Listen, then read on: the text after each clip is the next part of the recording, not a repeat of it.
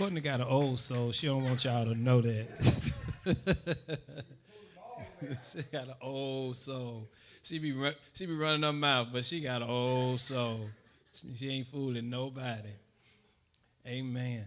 So how we praise God and thank him for this privilege to be back in the house of prayer. How we are giving God all of the praise, all of the honor, and all of the glory. I hope you are thankful for what God has done for you and what he's doing for you at this particular time in our lives. Let me raise this question to you. Who in here can identify quickly what it is to be a disciple of Christ? Wave at me. And to all of you who are watching online, feel free to put it in the notes, comment section. Who can identify? Just give me one mark, a trait. The microphone is right here on this side, but I want to make sure that we are rocking together because this is all a part of what God has for us.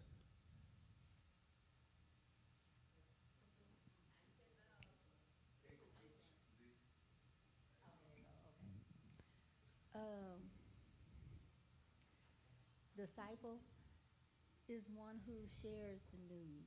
You know, we are a giver by sharing what we learn and what we do. Like when we do our daily devotions and we share it with others, or when we are in our small groups and we're praying one for another. So that's being a disciple. One who, there you go, show us some love. One who shares.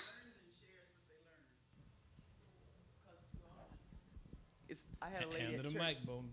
I had a lady at church. She just ain't using. Who would go to all these workshops. It's on. Would go to all these workshops, but whenever she came back, she'd tell us how great it was, but she never shared what she learned. Wow. As a matter of fact, she got a little insulted because I asked, and so, but one who learns, but if you learn it and not sharing it, what are you doing?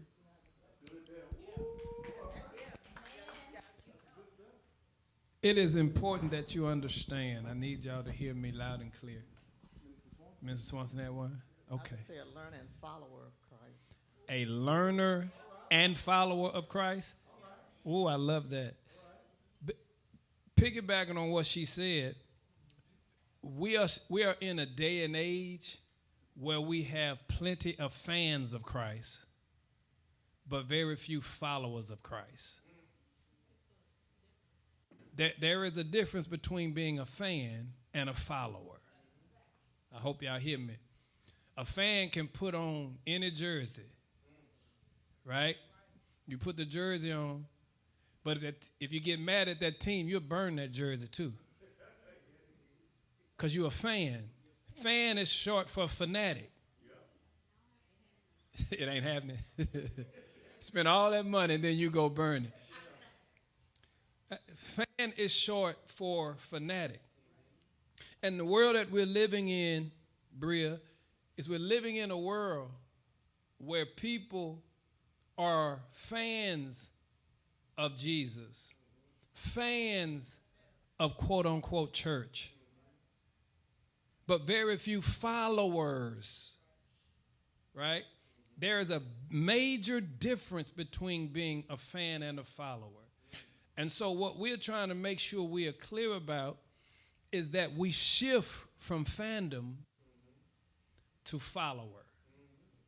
Because if you are a fan, remember, fans are emotional. Y'all hear me? When your team seemingly is doing well, your emotions are high. But one turnover. Am I making sense? One penalty at the wrong time. And now you went from being high to being low. And that's how we do in our lives. Because we are fans, then we ride the worldly roller coaster. We don't have a balance in our life. We ride the worldly roller coaster, and whatever TikTok say, that's what we do.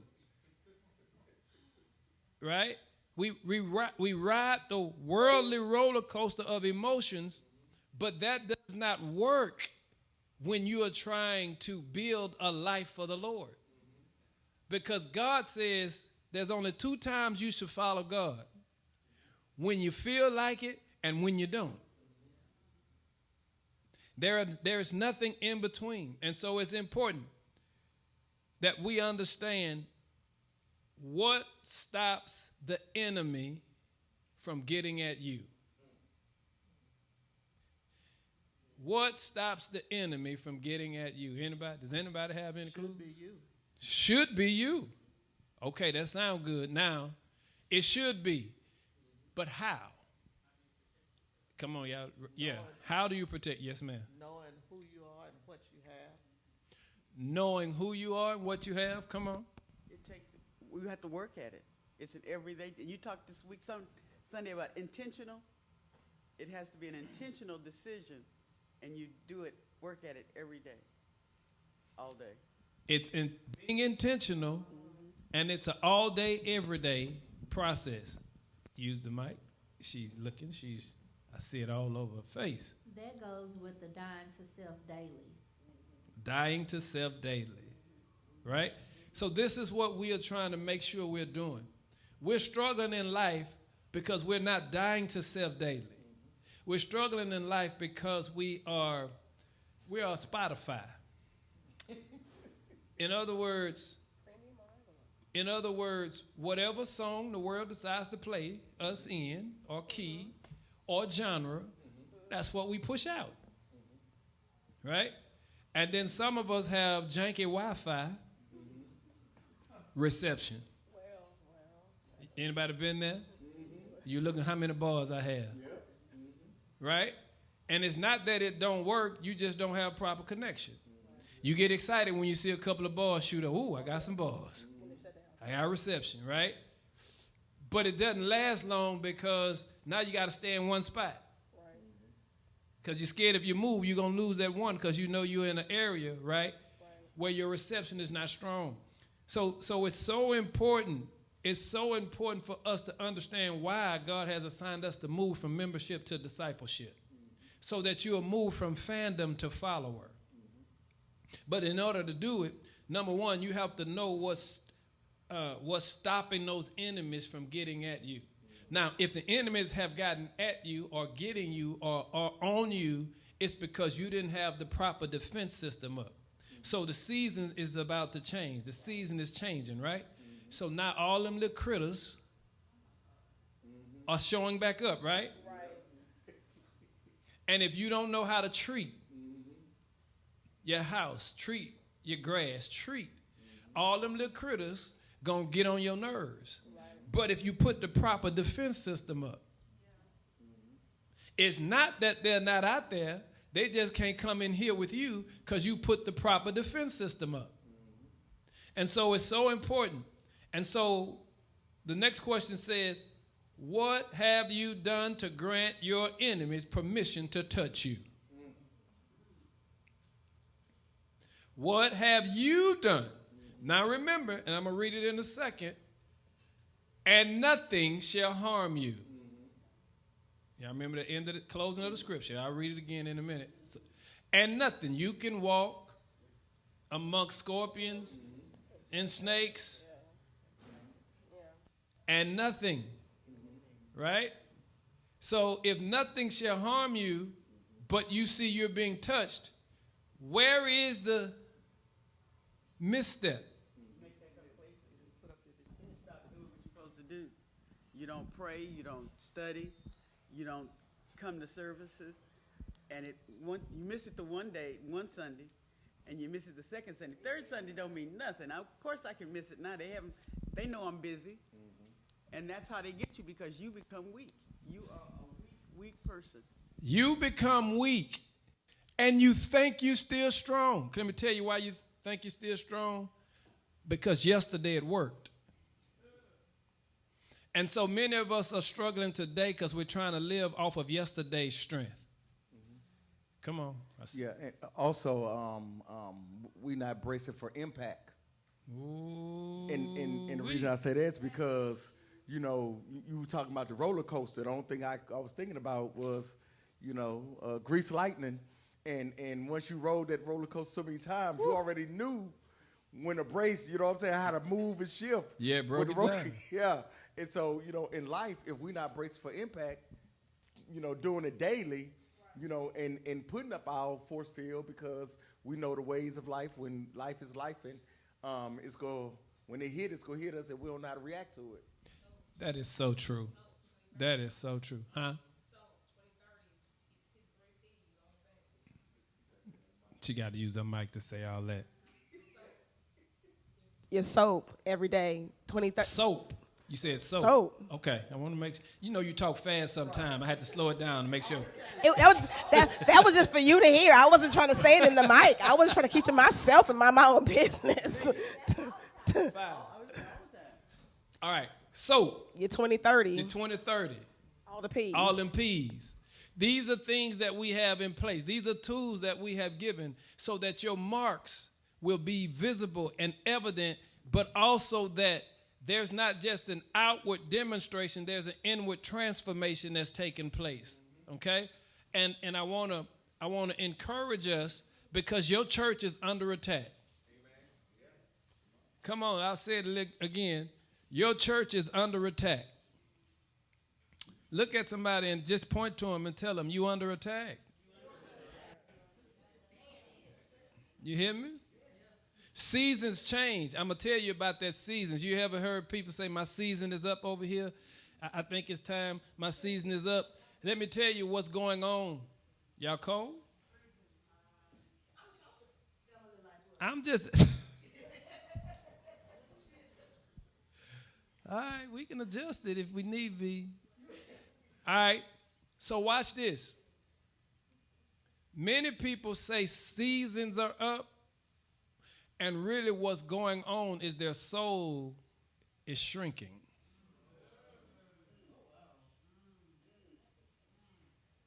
Let me say it again. We say season, my season is up there. And 9 times out of 10, that has nothing to do with your season being up. Because you were not doing your P's, because you were not spending time in your soap, because you were not staying connected to the Lord, your soul was shrinking. You were shriveling up, right? And when you start shriveling up, all of a sudden, everything irritates you. Everything agitates you. You don't even know why you're mad. You don't even know why you're frustrated. You just know you're sick and tired of being sick and tired. You don't even know why you're sick and tired of being sick and tired. Now you start reaching to find out a blame or point to things. But what's really going on, because I got disconnected, watch this, I'm not operating at full capacity. And now that I'm not operating at full capacity, everything becomes a struggle.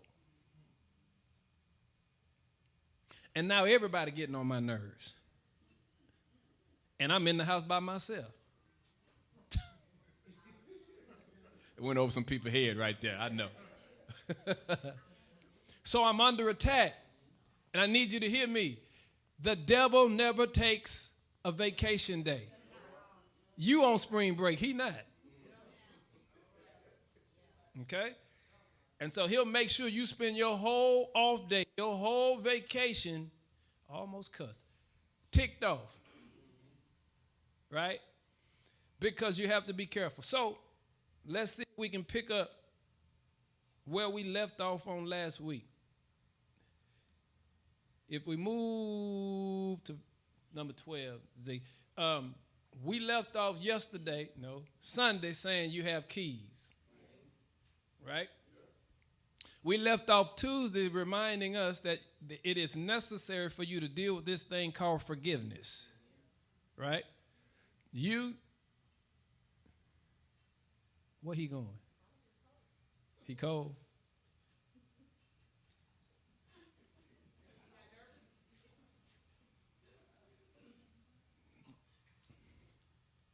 So we left off on Tuesday, right, talking about forgiveness. Now, the reason we must forgive, because go back to what I just said, it's that shrinking part that takes place when you don't forgive. Listen to me. When you don't forgive. So now you are not able to stay in authority. Now you don't even recognize you still have access, and that's because you have not been maintaining your responsibility. Okay? So now let's read the scripture real quick so I can show you exactly what I'm talking about as we push, because you got to ask yourself, has your circle helped or hindered your progress? Luke 10, verse 17. When the 72 disciples returned, they joyfully reported to him. Who reported to him? The disciples. And how did they report to him? Joyfully. Well, here is the thing you have to make sure you understand. Not only were you chosen, not only were you equipped, but also if you don't handle forgiveness, if you don't stay connected, you're going to lose your joy. Now ask somebody, what happened to your joy? I'm going to say it again. I need y'all to hear me. Because the road to discipleship must be one where we do not try to skip steps. Because when you start skipping steps, you're going to look up and be joyless. I still love you, but I don't like you because the joy. Listen to me. I don't know what's wrong, but the joy. I still love my church, but the joy. I still love serving in this particular ministry, but the joy. Well, who robbed you of your joy?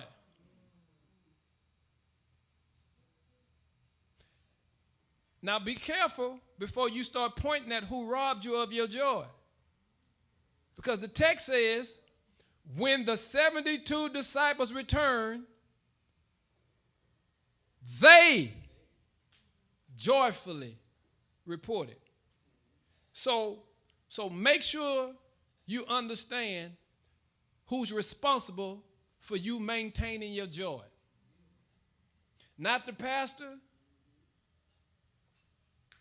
not the president, and I'm talking about of what auxiliary you work in. I ain't talking about of this country, him either, but. Right? My wife is not responsible for me maintaining my joy, and vice versa. My children, my job, none of them, my bank account, none of that has anything to do with me maintaining my joy. If I lose my joy, it's my fault. Hear me well. Now, the road to discipleship means you should have proof. Somebody shout proof.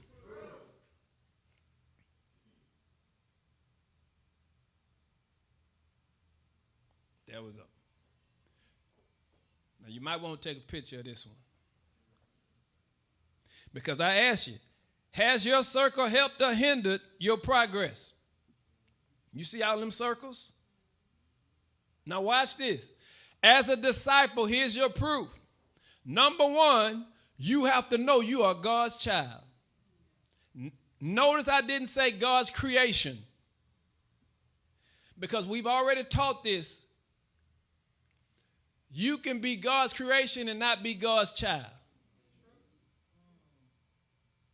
We're not going back down that tonight. But just notice that. And when you are God's child, now God's child has God's call on their life. So the person sitting in your seat has a calling on their life. That's important because if everybody walk out or walk away or mistreat you, none of that matters as far as you're concerned because they didn't call you. My joy is not dependent on how y'all treat me. Because some sermons y'all just look at me. Other sermons we all shout. right? And if I'm going based on how you treat me or how you respond, I won't have any joy. So now I have a calling on my life because I'm a part of God's church. The reason I can't leave God's church is because I have God's call. It's because I'm God's child. And because I'm a part of God's church, now I have God's message. Now, many people who sit in God's church, but they are fans and not followers, so they don't have the message of God's church. They are personality driven. So you'll hear them bragging on a personality, not Jesus. Did y'all hear me? And so now we are in the era of celebrity preacher and celebrity musician and celebrity choir member. We are in this personality-driven thing. But tell me about God's message. Okay? Because if you use God's message, you'll discover God still saves. And all of us know someone who's lost. But because you don't have God's message, you can't give them the life-giving, life-transforming, the life-saving message of the Lord. He still saves. You're saying, come go to church with me so you can get saved. You are the church. So if you see them on the street corner and they need salvation, you ought to be able to give them the words of God that can lead them to salvation. A few years back, we said win in 10. You ought to be able to give someone the plan of salvation in 10 minutes or less. We went through all of that teaching. 10 minutes or less, you ought to be able to give someone the plan of salvation. Does anybody not know the plan of salvation? This is not a trick because I want to make sure. Okay, thank you for being honest. So watch this. Watch me give you the plan of salvation in less than 60 seconds. Romans chapter 10, verse number 9 says, but if you confess with your mouth and believe in your heart that God raised his son Jesus from the dead, at that moment you are saved. Did you hear that? I didn't ask you, did you understand it? I just asked, did you hear it? Right? So in that short span of time, I gave the message of God that allows you to know all you have to do is confess with your mouth and believe in your heart. At that moment, you are saved. Not understanding, but saved. And now that you are saved, now we can work toward gaining an understanding. Because the first thing God is after is your heart. Once I get your heart, now I can reshape your mind. Meaning how you think. I can give you clarity of understanding. Now I can show you how all that lines up. I can show you how all that works. I can show you the steps you can take to gain more knowledge in that walk with the Lord. I can show you how to break some of these habits that have been hounding our families. And that's why you have to be the one to say, it did hit me. It did hurt my family. It has been running rampant in my family. But that's why God put me here. So it was running rampant until it got to me. So watch this. He saves. Now watch me tell you how you know he saves. Because I don't care what you've been through, now you need to know he forgives you. And if he forgives you, you can forgive yourself. Somebody say he's teaching up in here tonight. You can forgive yourself. That means if you saved, go back. If you saved, wave at me if you're saved. Wave at me if you know you're saved. Now, if you saved, here's what you know. If you saved, he forgave you so you can forgive yourself. I am not bound. Don't we read that in the declaration every Sunday? I am not bound by the mistakes of my past. Right? And so now, because I'm forgiven, God starts to reveal to me. He starts to reveal to me how much he loves me, how much he cares for me, what he goes through to make sure I have everything I need to be successful. And then he starts shifting things in my life. He shifts the way I look at life. He shifts the way I look at individuals. He shifts the way I look at my family. He shifts the way I look at my income. He shifts how I move because I've been revealed. He's been revealing who he is to me. And now money no longer is my God. Did y'all hear what I just said? Now I'm not worried about how much money I make. I'm trying to be a good steward of the money that I make, because I know if I'm a good steward of the money that I make, he'll make sure I make all the money I need to make to do what he has for me to do. But if I get it twisted, I'll end up taking penitentiary chances for another dollar. I'll end up doing things that's going to jeopardize my family for another dollar. See, all money is not good money. I have a child to raise. I can't be gone for 6 months.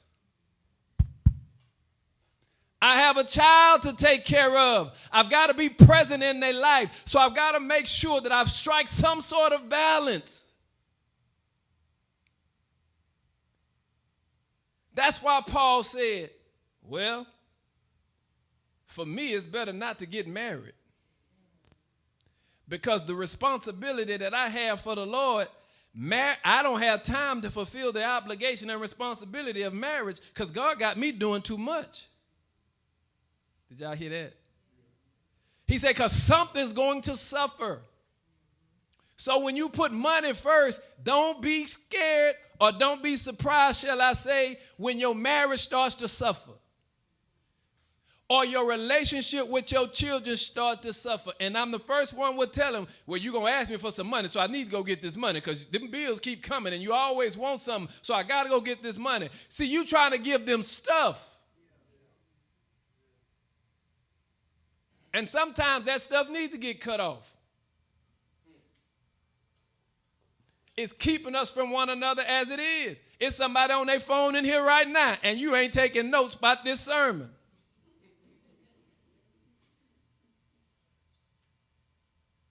You got to shift, right? Watch this. And then you'll discover God gives you life in every area. L-I-F-E. He gives you life. And when he gives you life, you start to transform. And when you start to transform, you'll discover you have authority. And when you know you have authority, you'll know you have the power. And when you know you have the power, you'll know you have the keys. And when you know you have the keys, you'll bump back into your joy. Look at somebody and say, I have the proof. Now, you have to see what circle is off in your life. Okay? Now remember, God is so good, they came back, and here is what they said. They said,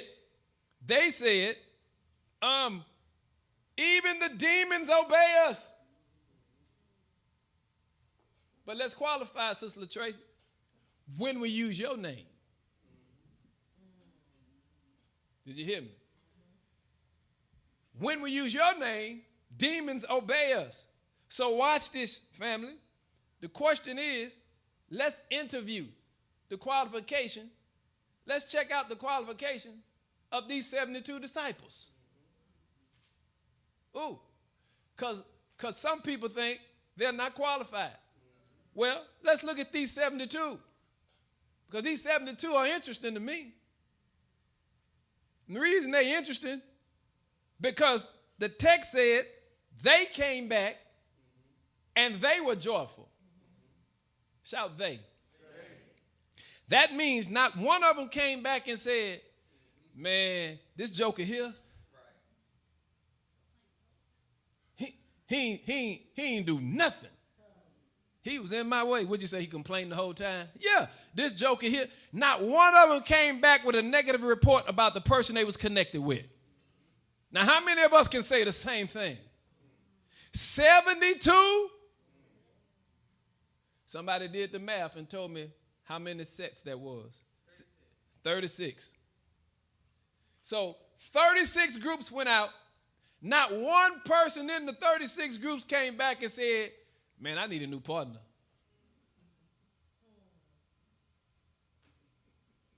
Did y'all hear what I just said? Not one of them. I just want you to look at these disciples. That's important because we don't have record where now one of them went to seminary. We don't have a report where now one of them took new members orientation class. We don't have a report where now one of them took discipleship 101.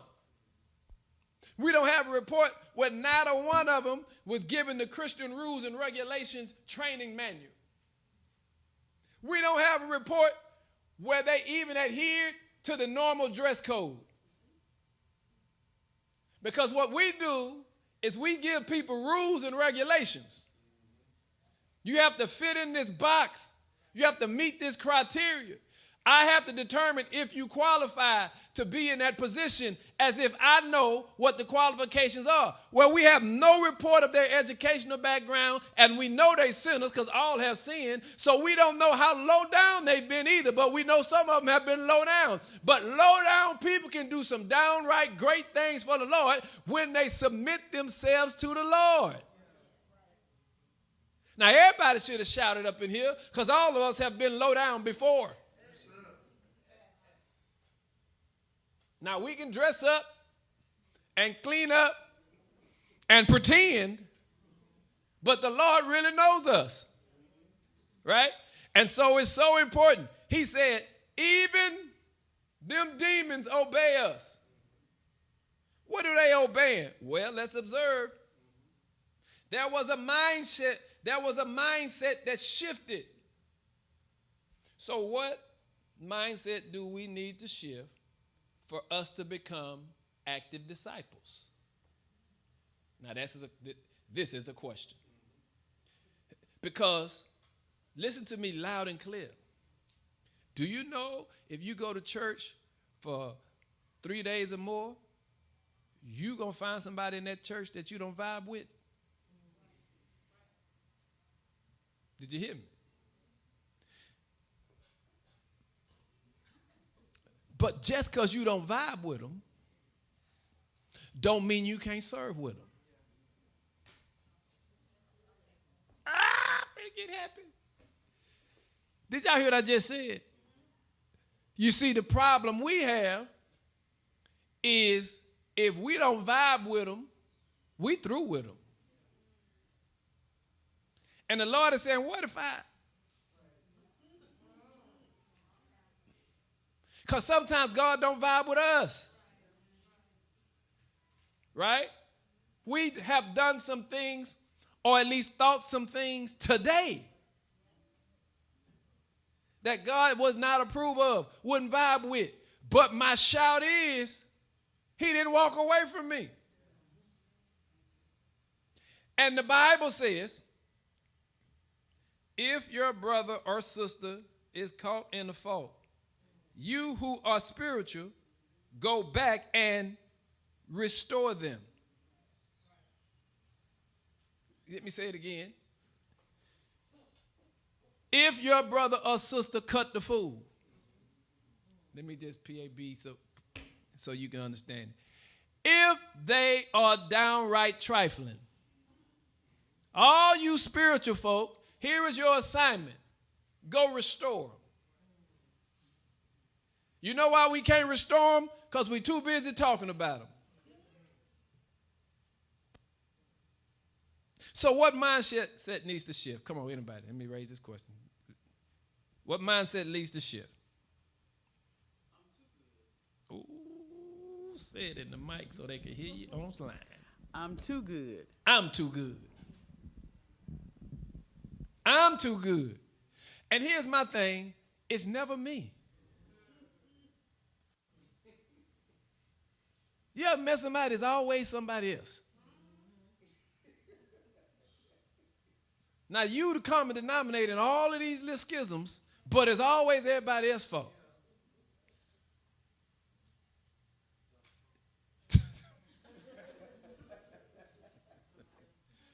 You get what I'm saying? So here's the thing.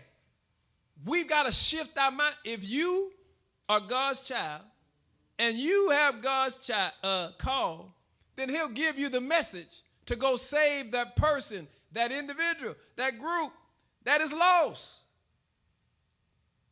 Ooh, this is good stuff. Because nobody has to go to hell on our watch. At least if they go, they're going to have a spotlight on them because they ain't going in darkness. Can I tell you what happens when the spotlight is on? People start acting right. Come on, cut the light on. You cut the light on like Motel 6. I mean, you leave that light on. You leave that light on. People act different in the light. Thank you. In the light. Anybody had a mother or grandmother used to have them little sayings about anything? And what's open after 2 a.m.? I'm sorry. Y'all, don't worry. Hospital? Yeah. See?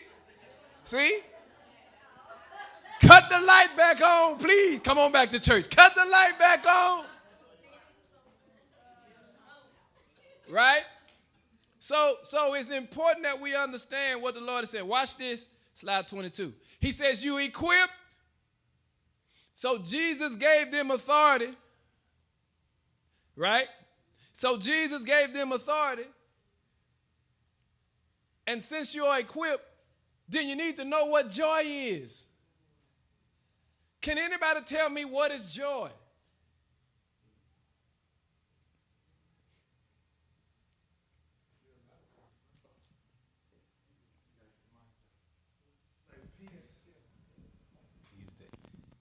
I said joy could be a lot of things, like peace. Peace. Now stay right there with peace.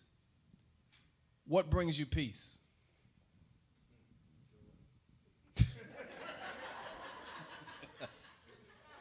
You get what I'm saying? Let me be clear about that because I like that he said peace. Because at one stage in my life, one thing brings me peace. But as I mature or graduate to another season, so to speak, of life, what used to bring me peace may not bring me peace anymore. So now that has even shifted, right? So if I don't recognize that has shifted, now what's going to happen is I'm going to keep bringing you what you said brought you peace 20 years ago. And then I'm looking at you funny and say, but this is what you said brings you peace. Am I right? But that was 20 years ago. Now you frustrated and I am too because I'm doing what you told me to do. You said this brings you peace. But now one of us adjusted. Come on, you was going to say something? I was going to say joy is like contentment in spite of.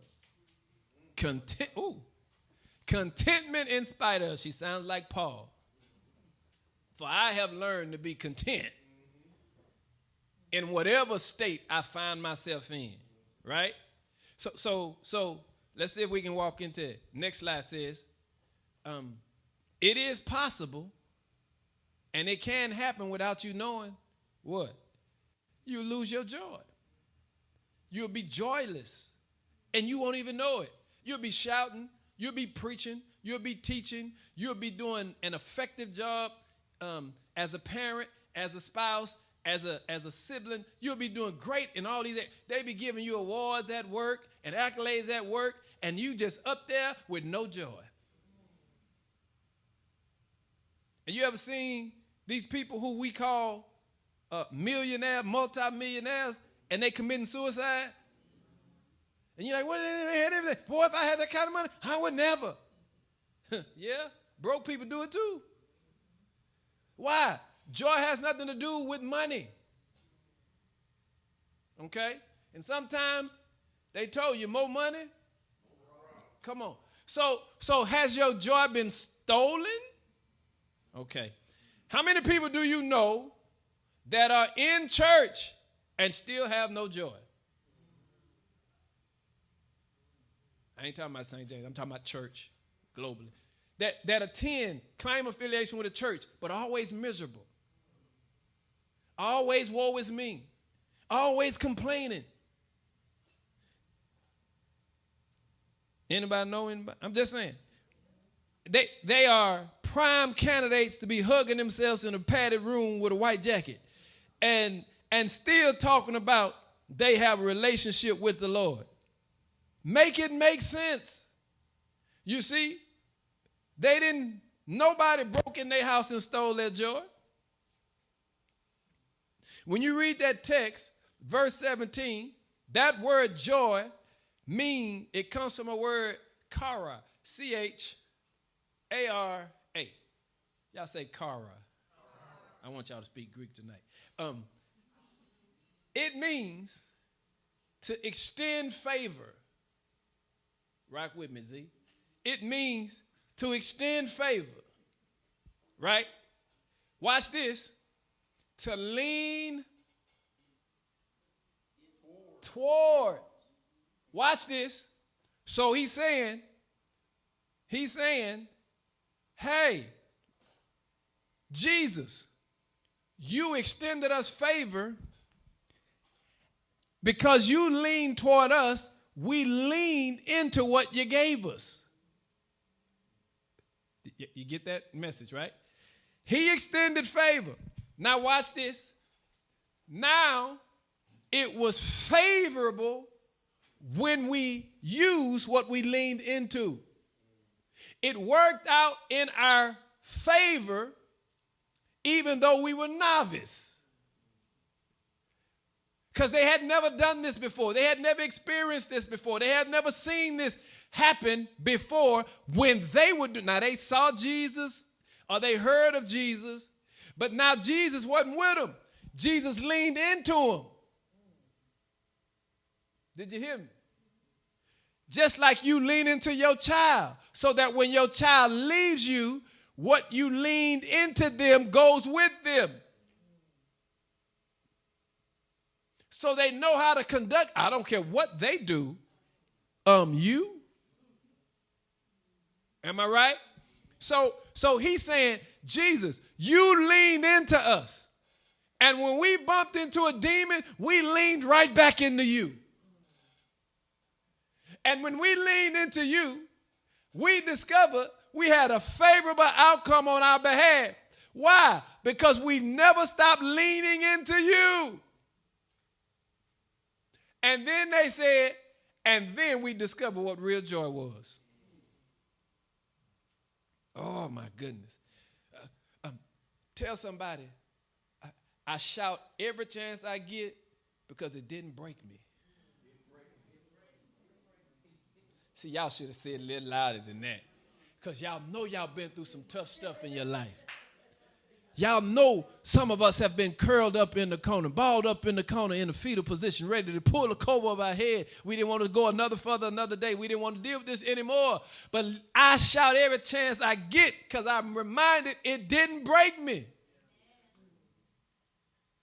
And the reason it didn't break me, y'all, is because it was in those moments I felt the Lord leaning.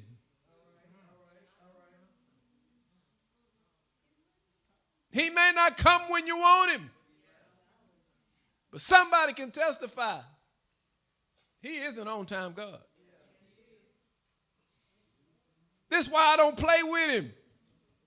He leaned in when everybody else walked away, when everybody started scandalizing my name, when everybody started calling me everything but a child of God, when everybody started running my name down and talking about me like I was nuts. Listen, he leaned in.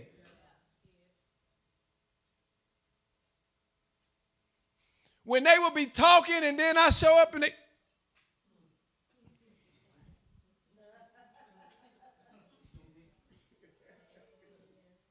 Because you know they was talking about you. Then they go right back to whispering when you... No, listen. He said, I'm going to lean into you. So you'll know. You'll know. I didn't say it wouldn't get heavy. It just won't break you. So look. It means this joy. When you lean into what God has given you, notice I ain't said you understood it yet. You just got to lean into it. Can I give you an example of leaning into it? Everybody that walked in here leaned into that seat that you sitting in. How I know that? Which one of y'all inspected it to make sure it was going to hold you? You get what I'm saying? You just leaned into it, meaning you just trusted that this seat is going to hold me. You leaned into it. The Lord has said, if you can trust a chair,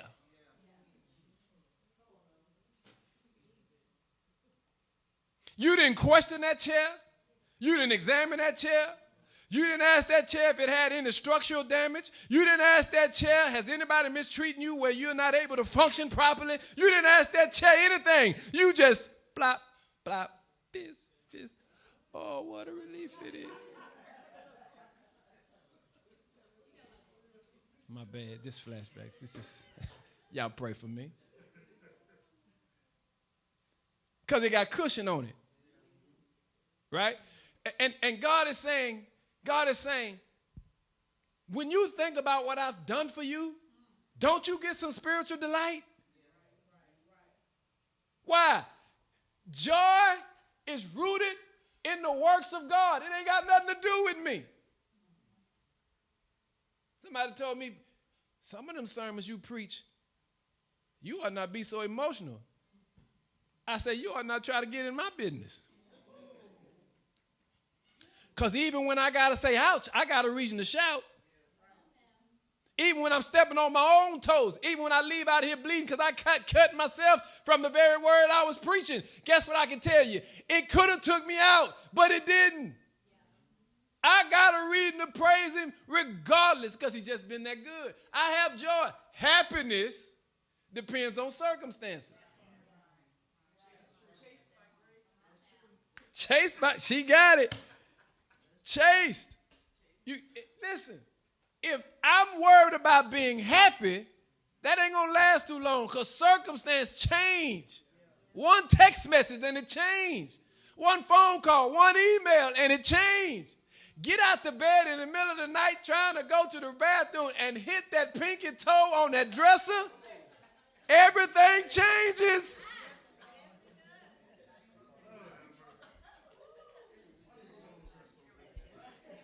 Somebody had a flashback right there, didn't you?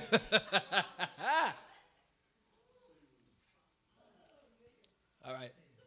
So listen to what when they ran back, here's what they were shouting, y'all. They ran back saying, I made it. Oh, wait. I walked through hell. And I made it. I went through that and I survived. Listen, I made it. What gave me joy? Because Jesus, you wasn't physically there, but you were there. And because you were there, I walked through there. I walked amongst scorpions. I walked amongst snakes. I called them demons to the square, and them demons had to bow down. I made it. Ooh. Now, they were literally saying that word, when that word returned, it means to be converted.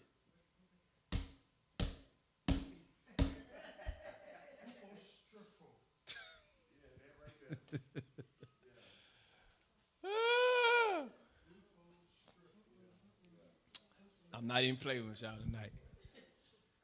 Watch this. So watch this. I left timid.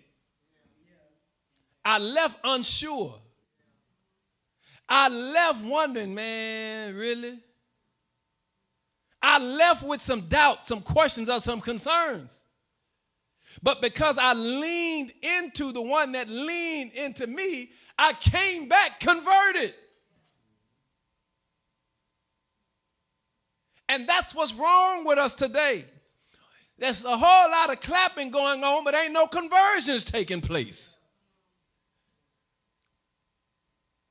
And he's saying, if you lean into me, ooh, tell somebody just lean in. When it get hard, when you at your wit's end, when you don't know what to do, tell somebody just lean. My goodness.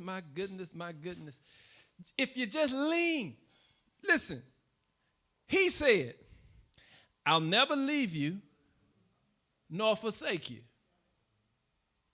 So then just, come on, just lean.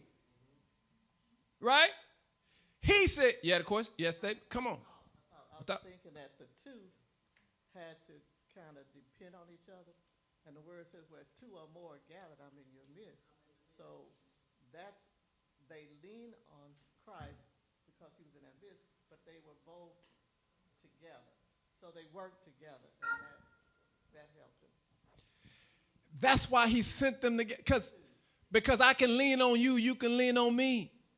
When I get weak or you get weak, we're not by ourselves. We can be strength one to another, right? Listen to what you said in your Bible, because you read it and then you start repeating it. This too shall. So start leaning. Trouble don't last. Start leaning. And our problem is when we are confronted, instead of leaning in, we fade back. Ooh-wee. Hold on. I'm going to run out of time. I ain't supposed to shout on Tuesday night. Who's responsible for choosing disciples? That's a question. Who's responsible for choosing disciples? Now, that's not complicated. The teacher. She said the teacher for y'all listening. The teacher's responsible. Well, who's the teacher?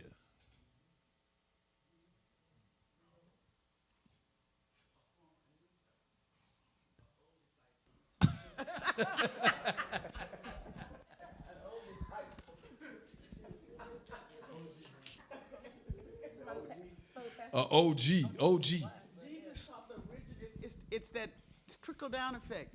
Jesus taught the original, and then that original goes out and teaches the next one, and he teaches the next one. So it's the responsible one is that old one, Jesus. So watch this. Come on. No, I was going to say, so if that's the case, that's just like if I tell Sydney something, she just passed it on. That means by the time I get to Keita over there, she didn't get the full message. So that means somebody dropped it. You know what? Somebody didn't learn. Let me explain. Or somebody didn't care to learn. That is. So watch this. Watch this. Who's responsible for choosing disciples? Anybody else? Us? Everybody? You got to be careful with that. Because some people just going to choose people that they like. You get me? So I want to make sure. And some people only go give you what they want you to give. Oh, my goodness. Because they ain't going to give you the full thing. Yeah. So watch this. Who chose the 12 disciples? Jesus. Who chose the 72?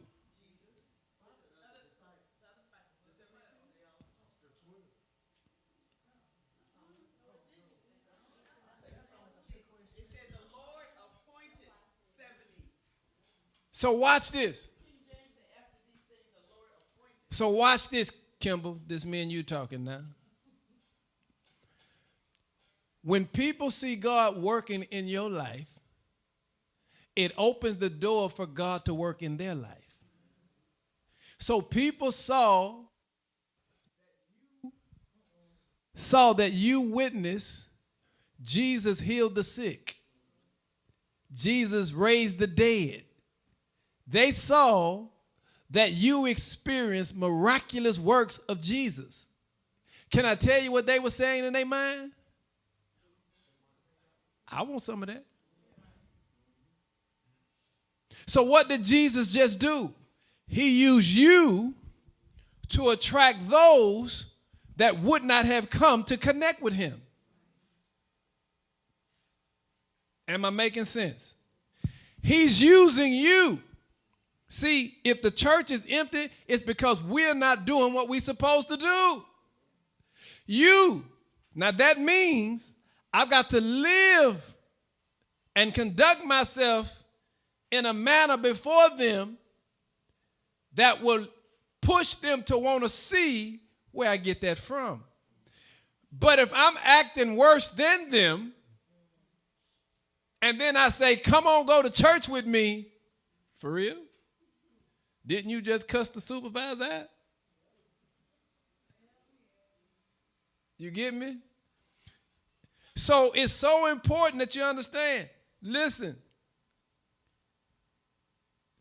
we have to be mindful of how God uses us. Your joy is contagious. But also your lack of joy is contagious. You ever notice when y'all in a group and one person yawn?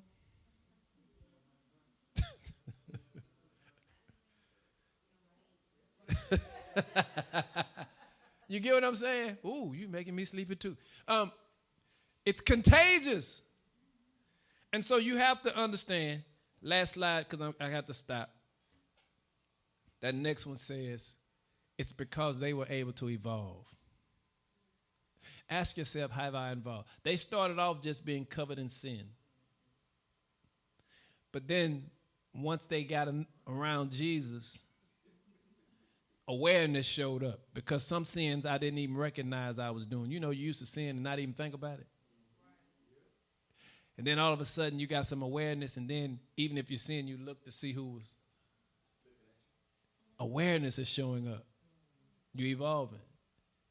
And now, when awareness shows up, now you have a conscience that kicks in, because now you think about it before you do it. You see how you elevate? You're growing? See, at first, I was cool just with the sin. Didn't think nothing of it. It's my life. I do what I want to do. But now all of a sudden I done reached the conscious stage. Once my conscience kicks in, now I'm thinking about, wait. Now I'm having these secret conversations, these private conversations with myself.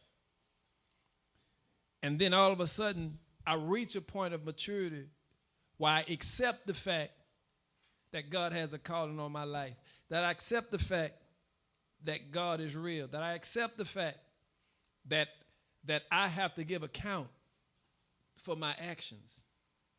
And once I do that, then transformation begins to take place. Meaning, now I can start doing the things I need to do to break these terrible habits. It's evolution. It's evolving. It's what we should be doing as believers. You should not be the same today as you were 10 years ago when you first came into the knowledge of the Lord. Am I making sense? So he says, watch this. I need you to evolve. What happened to your joy? I need you to evolve. When people see you, do they see joy? Is joy radiating from you? Are you exuding joy wherever you go? Is the atmosphere shifting when you show up? Ask yourself, when I walk in the room, if they were down, are they now being lifted up? When I walk in the room, am I shifting atmospheres? You represent.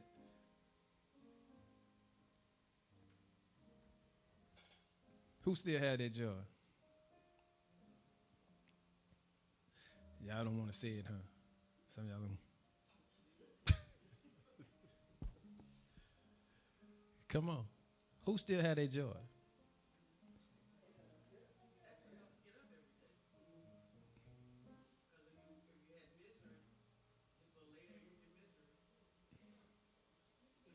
I done told y'all. You know I don't like that thing. Was that joy? Was that joy? That Mike ran a joy off? Order my steps. But with that joy is what makes us get up every day. Because if we didn't have joy, if I didn't look forward to something good, why would I get up? Order my steps. And that's why we have the suicide rate in this country is so high.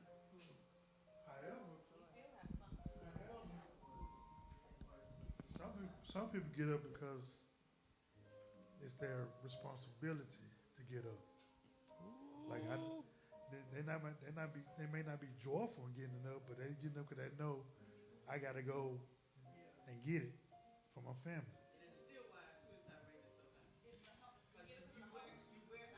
Ooh.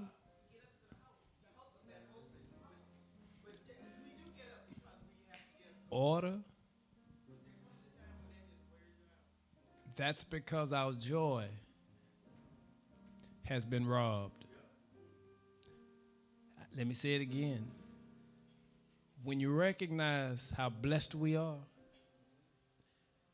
I may be tired, but the joy is still there. Because let me explain something to you. I'm going to a job that I don't like, but it provides everything that I need to provide for my family. That ought to bring you some joy. Yes, sir. Mike?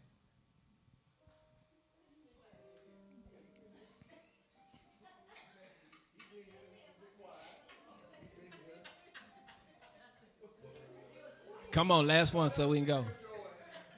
And then Wanda gonna sing a verse of this Order My Steps. Come on. But I know I still have my joy. Pull it up. I know I still have my joy. I can see God in what I do. Despite the things I go through, the things I have to suffer with, I can see God in what I'm doing. So I still have my joy. That's big. Because the Bible says work as if you're working unto the Lord.